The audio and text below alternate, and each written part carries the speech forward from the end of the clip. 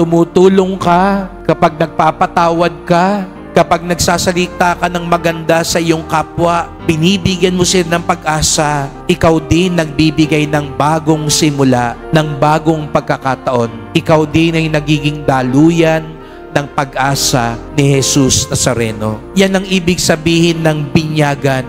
Yan ang ibig sabihin ng anak ng Diyos. Kaya tayo may Pasko. Kaya nagkatawang tao si Jesus Nazareno para tayo maging mga anak ng Diyos. At ang ibig sabihin ng anak ng Diyos, ang tunay nating tahanan ay sa langit. Kaya hindi tayo nauubusan ng pag-asa sapagkat meron tayong buhay na walang hanggan. Hindi tayo magugupi ng kasamaan ng mundo sapagkat alam natin magtatagumpay ang kabutihan ng Diyos. Katulad ng Nazareno, nahihirapan, nabibigatan, pero nagpapatuloy tayo sapagkat may buhay na walang hanggan. Yan ang ibig sabihin ng mga bininyagan.